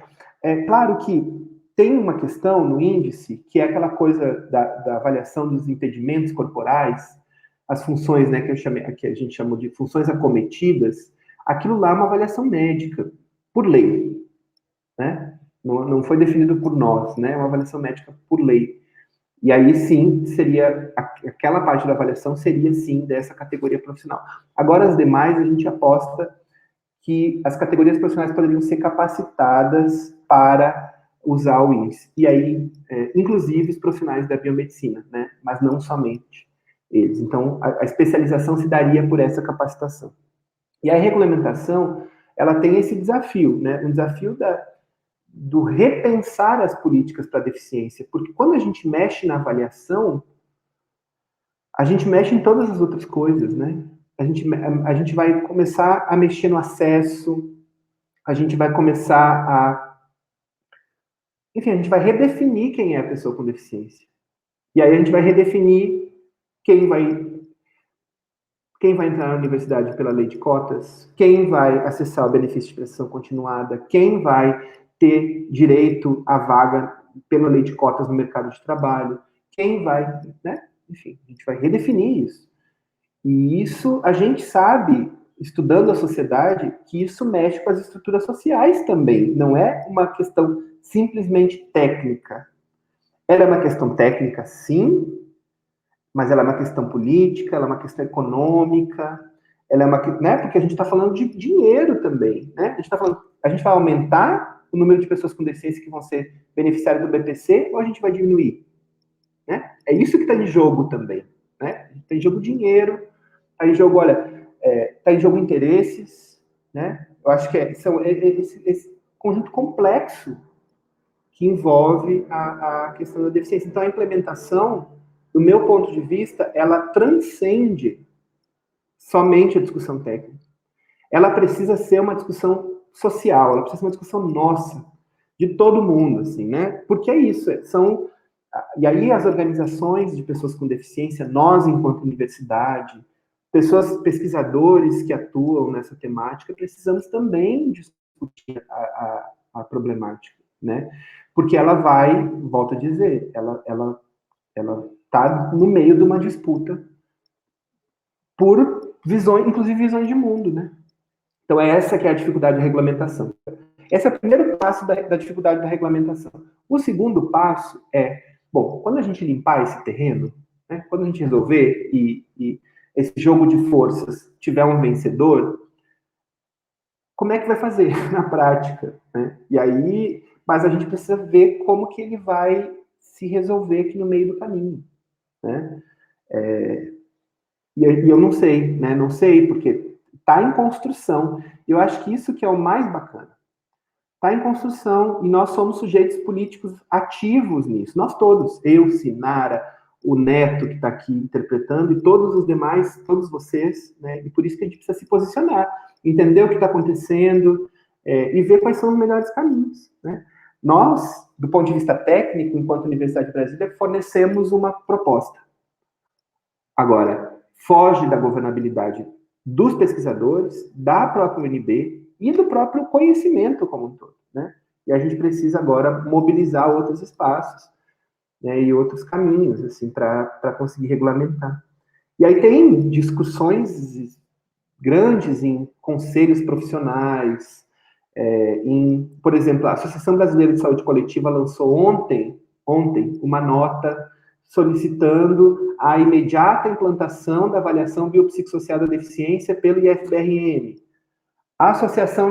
O Conselho de Serviço Social fez um manifesto há um tempo. Enfim, os profissionais, a sociedade está se mobilizando de várias formas. E aí, e com diferentes propostas, né? Então, acho que eu tentei trazer aqui o ponto de vista técnico, né? Mas que eu acho que tem uma outra discussão aí que é igualmente importante, né? E que nós, aí volto a dizer, nós enquanto universidade, precisamos também se posicionar e também a sociedade como um todo, né? E se posicionar independente de qual é a posição. Eu acho que tem que ter um debate aí, né? Esse é o debate que tem que ser privilegiado, né? Obrigada, professor Everton. Nós tivemos no chat vários cumprimentos à sua fala, elogios, né, que evidenciam a relevância desse tema, não só para quem atua na educação superior ou diretamente com as questões de acessibilidade, mas para a sociedade como um todo. A gente conta aqui com professores da Secretaria de Educação, professores do Instituto Federal, pesquisadores, né, estudantes da graduação, da pós-graduação, que também estão tentando se apropriar dessa temática, né, e desenvolver elas também no cotidiano das suas pesquisas, dos seus trabalhos, da sua atuação profissional. E o ponto ficou assim, fiz vários destaques aqui enquanto você falava, né, nas minhas anotações, mas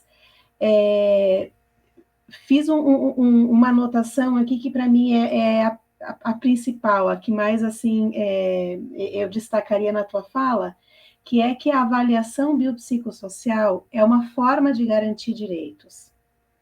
Aí tem algum ponto que o senhor gostaria de destacar na sua fala, aqui no encerramento dessa atividade, que não foi contemplado, ou que não anteriormente na sua exposição ou nas questões e que você gostaria de destacar? Então, eu te agradeço, Sinara, mais uma vez pelo grifo no Garantia de Direitos, porque é isso mesmo. Literalmente grifo, porque eu estou aqui grifando também o que você está falando. Que é isso, acho que é a ideia da avaliação, né?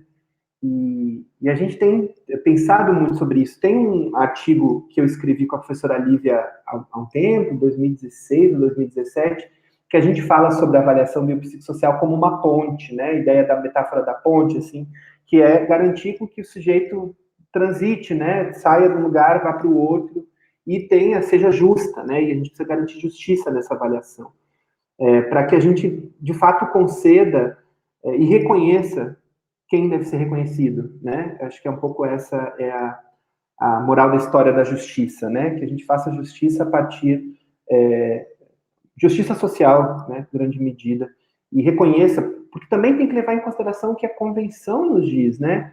A convenção reconhece que as pessoas com deficiência viveram situações históricas de desvantagem. A convenção reconhece que as mulheres com deficiência vivem em situações mais precárias que os homens, situações de violência, situações de... A convenção vai reconhecendo, e chega num conceito de deficiência. O conceito de deficiência, ele, teoricamente, né, e todo o desenvolvimento da convenção, com aqueles outros artigos, né, teoricamente aqueles artigos deveriam ser postos em prática para que a gente não precisasse reconhecer mais nada, né, para que aquelas coisas que a gente reconheceu fossem transformadas, né.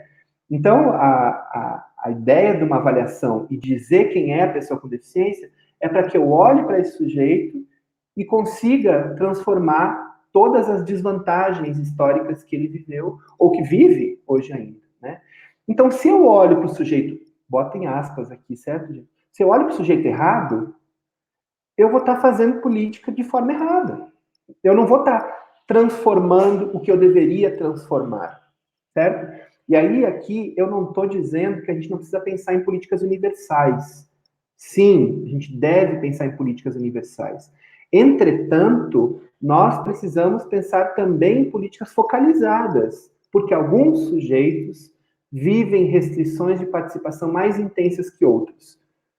E não sou eu concordo plenamente com isso que eu estou falando, certo? Mas não fui eu que disse, né? Isso a convenção diz, se a gente for pegar o ponto de vista normativo, ou os teóricos da deficiência mostram, por A mais B, isso, né? Ou teorizam sobre isso, a própria filosofia política fala sobre isso, né? Enfim, as políticas sim devem ser universais, mas tem algumas coisas que devem ser focalizadas.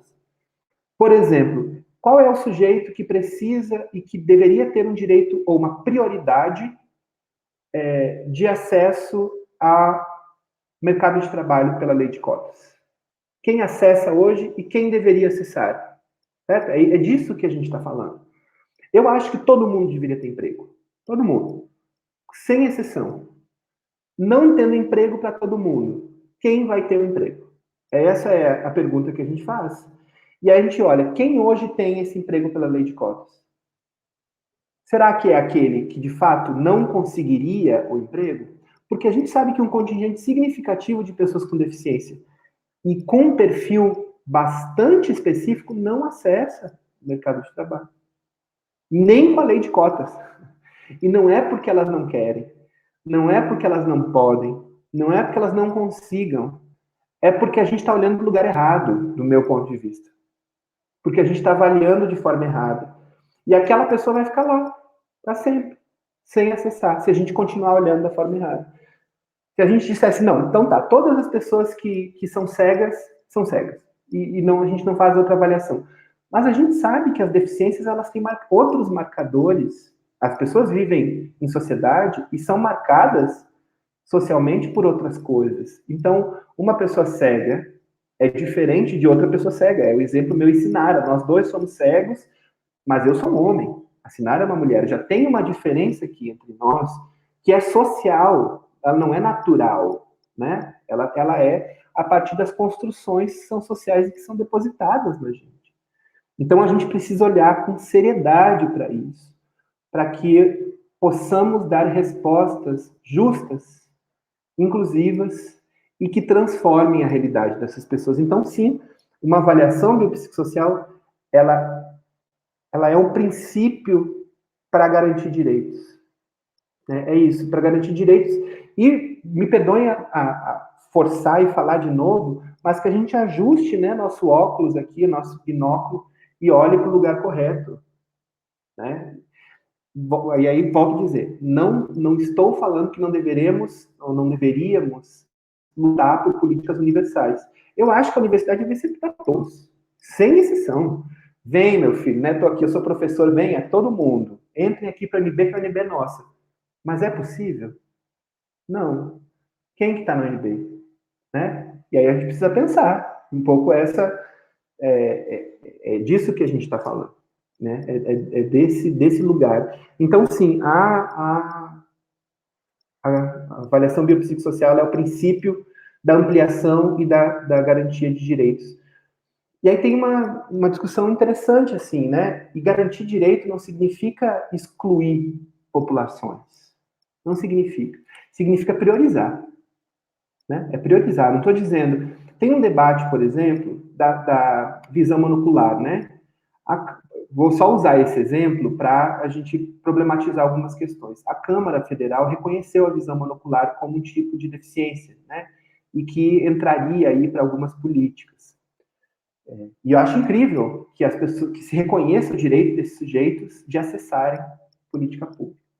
Do ponto de vista da avaliação biopsicossocial da deficiência, a visão monocular ela é um tipo de impedimento, como os demais.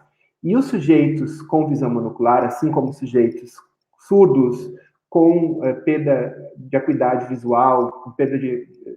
Enfim, qualquer tipo de impedimento seriam avaliados do ponto de vista biopsicossocial. Então, não precisaria a gente colocar e listar um conjunto de impedimentos. Impedimento 1, 2, 3, 4, 5, 6, 7, 8, 1000 impedimentos. Não precisaria isso. O mais importante seria eu reconhecer que existe um impedimento, ponto, reconheci, e fazer uma avaliação desse sujeito com impedimento a partir das barreiras que ele enfrenta na sociedade. E aí hierarquizar. Colocar aí numa régua, literalmente numa régua. E priorizar, né? Falta dizer. É um debate aqui entre políticas universalistas e focalizadas, né? Tem um artigo interessante da Nancy Fraser, né? Que ela fala sobre... eu estava pensando nele agora. Que é um pouco esse debate, assim, né? Não é simples de resolver. Não, de fato, não é simples. Mas olhando o contexto, né? E eu olhando que... Eu fui para um debate há um tempo no Senado Federal, em 2016, 2017, para discutir a lei de cotas para o mercado de trabalho. E aí o grande debate era como que a gente vai privilegiar que as pessoas, que as empresas não contratem apenas aqueles sujeitos que são de interesse da empresa, que contratem aqueles que precisam serem contratados pela lei de cotas. Então, aí os relatos, né? Os senadores traziam relatos das empresas, né? A empresa alegava que não tinha pessoa com deficiência na cidade. Eu falei, não, como assim? Não tem como, né? Não tem como. Essa alegação de não ter uma pessoa com deficiência é porque não tem a pessoa com deficiência no perfil que ela quer para que ela para que ela não invista nada em acessibilidade, porque é isso grande medida que fazem. Contratam um sujeito que não precisa de grande acessibilidade ou adaptação no cotidiano, né, ou na empresa, e aí diz que está cumprindo a lei de cotas. A lei de cotas é sim para inserir essa pessoa no mercado de trabalho, mas é também para mudar a sociedade, gente. É para fazer com que a empresa invista em acessibilidade, para fazer com que a empresa tenha, né, que todos possam estar ali, né? Não é só para que aquele cara ganhe grana, ganhe dinheiro. É também, mas é para mudar as coisas. O ingresso de estudantes com deficiência na UNB não é só para que aquela pessoa faça a faculdade, é para que a UNB seja inclusiva e acessível para todos. Né? É disso que a gente fala, da focalização, porque a focalização também vai influenciar na universalização. E aí sim, eu te agradeço, né, que sim, uma avaliação justa é uma forma de garantir direito de ampliar direito.